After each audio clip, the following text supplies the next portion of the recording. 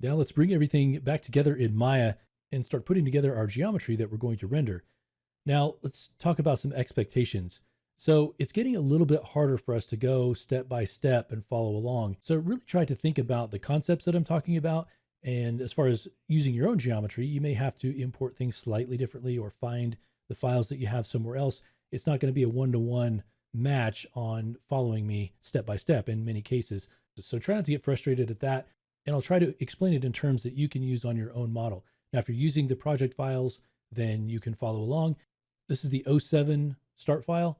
And so you could start here, but I'm going to explain everything that I kind of brought together and then go from there. And it'll be up to you to kind of follow along with your own geometry. That makes sense? All right. So in this file, I've got three things. In the first lesson of this course, we decimated the geometry and we exported it as sort of a high-res base that we didn't care about being able to animate or anything. And we wanted to use that to, in the future, bake maps, but also to use it for retopology operations. In this particular course, we're not going to be doing too much retopology, but in a parallel course over game geometry, almost the whole thing is retopologized, and we'll use the high-res geometry for that. So you can feel free to go through that course as well. Our goal here, though, is to get the geometry ready that we're going to render. Now, we'll still need to paint textures in another course, and at the end of that course is when we'll do our actual rendering in Arnold. So with all that said, the three things that I have in this file are the decimated geometry. So that's creature high, and it's on a layer called template. Okay, that's our decimated mesh. The next thing I have in here is any geometry that I used to initially build the model. So if you went through the first course in sculpting this guy and creating him, you know that we spent several lessons inside of Maya building some base geometry. And so this is that base geometry. Some of it I'll be able to use, some of it I will maybe choose not to, but I want to have that all in one place. Okay, so this is that initial geometry that I used for the initial piece. So if you did that, you can go back and find that, or you can go into the project files for that particular course and grab it there. Okay, so we've got the low-res Maya pieces. I put it on its own layer. And then I've got all the geometry that I brought in from ZBrush that we could use as potentially renderable geometry. And so these are all the pieces that we just exported.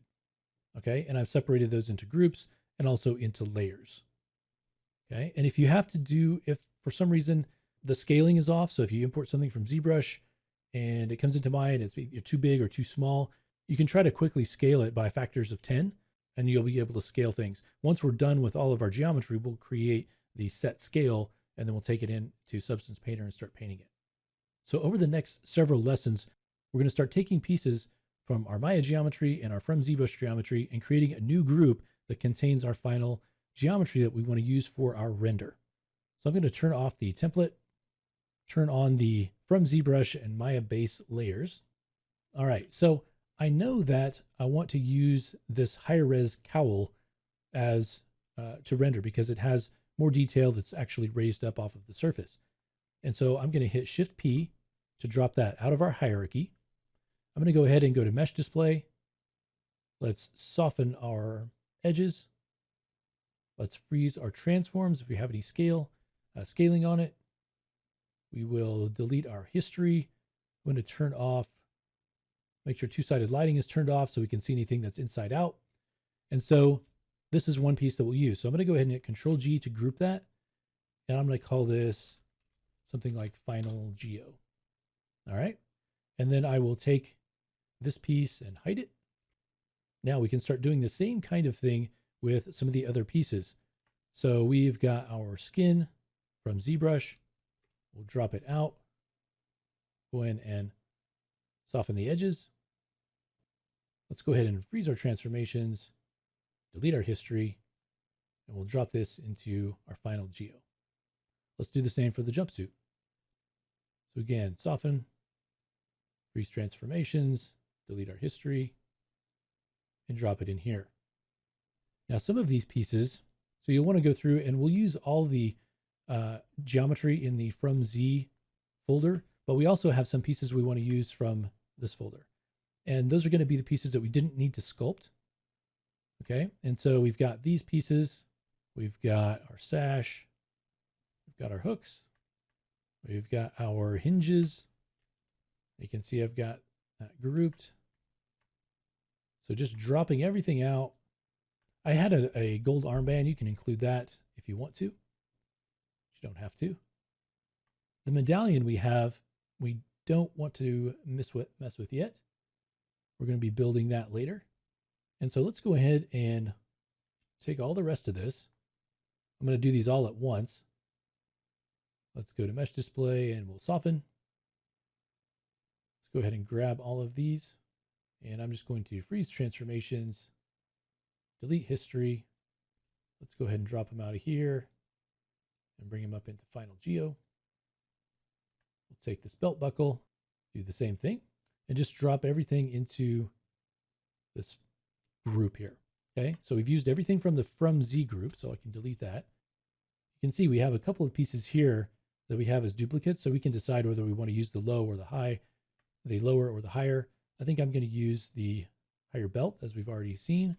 So I'll go ahead and hide both of those. We also have the padding. Now the padding we didn't sculpt. And so what we can do is actually use that. So let's drop those out. If you hit 3, you can see them smoothed. Let's drop those into our final geo. We can drop our other sash out. All right, so let's get to something like this where we've got our geometry consolidated from those two groups, the clothing, any of the pieces that you had from before, and also the geometry that we exported from ZBrush. So we'll combine those together into one group. Now, we haven't built any eyes yet. We didn't do any sculpting on those. We haven't created those yet.